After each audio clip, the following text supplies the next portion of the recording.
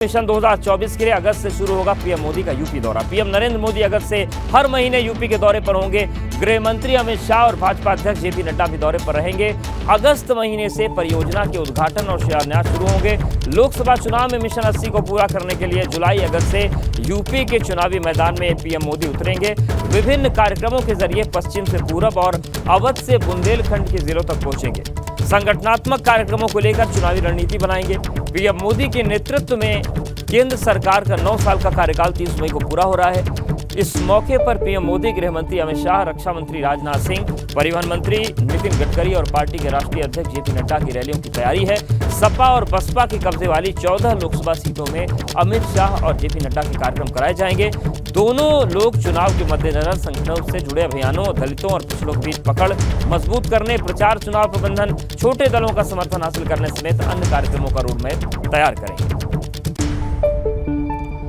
और चलिए अब आपको कुछ महत्वपूर्ण चीजें दिखा देते हैं। यूपी में भाजपा का अगस्त अभियान क्या है। 2024 लोकसभा चुनाव में 80 सीटों पर जीतने का प्लान है। 2019 में हारी 14 सीटों पर जीत कैसे होगी, इसके लिए विशेष मंथन चल रहा है, विशेष कार्य योजना है।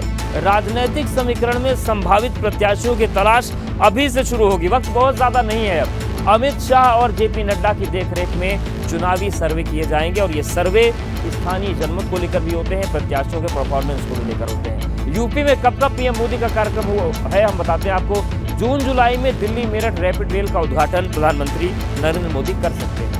अगस्त सितंबर में ग्राउंड ब्रेकिंग सेरेमनी में शामिल होंगे। ग्लोबल इन्वेस्टर समिट के पहले ग्राउंड ब्रेकिंग सेरेमनी में शामिल होंगे और आगरा में मेट्रो ट्रेन लोकार्पण कार्यक्रम में भी शामिल हो सकते हैं।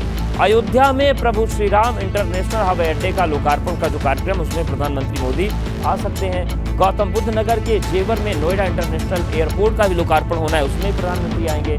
जनवरी में श्री राम जन्मभूमि पर बन रहे रामलला मंदिर में पूजा की शुरुआत होने जा रही है। प्रथम तल लगभग तैयार है, यहाँ पर भगवान को विराजमान किया जाएगा और पीएम मोदी रामलला मंदिर में पूजा की शुरुआत कर सकते हैं। तो ये पूरा संभावित कार्यक्रम है कि इसमें प्रधानमंत्री आ सकते हैं। इसके अलावा ये लिस्ट और भी लंबी हो सकती है। लोकसभा चुनाव को लेकर भाजपा की बैठक कल से शुरू होगी। भाजपा की बैठकों का दौर आज भाजपा तैयार करेगी और बैठकों की रूपरेखा 3 दिन में होगी। यूपी भाजपा की क्षेत्रीय बैठक, प्रदेश अध्यक्ष सहित बड़े नेता शामिल होंगे। महासंपर्क अभियान को लेकर रणनीति बनेगी। देखिए, निकाय चुनाव पूरा हुआ और फुल फ्लेज जो भारतीय जनता पार्टी है वो लोकसभा चुनाव में जुट गई है और बहुत ज्यादा वक्त नहीं है। मई आधा निकल गया।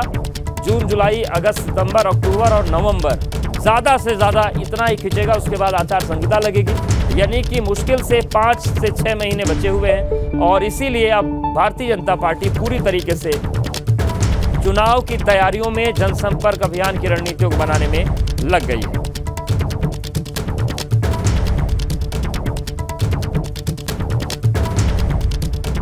तो 2024 के लिए भाजपा का चक्रवर्ती प्लान क्या है, हम आपको बताते हैं। भाजपा ने 2024 लोकसभा चुनाव के लिए खास रणनीति बनाई है। यूपी में भाजपा का 80 की 80 लोकसभा सीट जीतने का लक्ष्य है। भाजपा का 30 मई से महासंपर्क अभियान शुरू होगा। भाजपा का महासंपर्क अभियान 30 जून तक चलेगा। भाजपा सांसद वोटर से संपर्क और संवाद करेंगे। जनता को भाजपा मोदी सरकार की उपलब्धियां बताएंगे।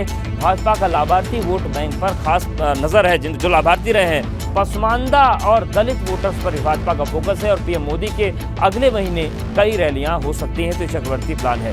किस पार्टी के कितने उम्मीदवारों की जमानत जब्त हुई, ये भी हम आपको बता देते हैं। देखिए, भाजपा के कुल 10,814 उम्मीदवार मैदान में थे और 3706 की जमानत जब्त हुई। सपा के कुल 5,232 उम्मीदवार थे, जिसमें से 2544 की जमानत जब्त हुई। बसपा के कुल 3785 उम्मीदवार मैदान में थे, 2431 की जमानत जब्त हुई है और कांग्रेस के कुल 2,994 उम्मीदवारों में से 2345 की जमानत जब्त हो गई। आम आदमी पार्टी के कुल 2445 उम्मीदवार में 2155 की जमानत जब्त हुई। AIMIM के कुल 712 उम्मीदवार में 527 की जमानत जब्त हुई। ये हम आपको अभी रिसेंट चुनाव का आंकड़ा बता रहे हैं और ये आंकड़े ये जमीनी स्थिति को तय करने में काफी अहम साबित होंगे कि आखिर जमानत जब्त हुई तो उस क्षेत्र में क्या समस्याएं थी, जनता के मन में क्या सवाल थे और इन्हीं तमाम आंकड़ों के मद्देनजर लोकसभा की रणनीतियां बनाई जाएंगी।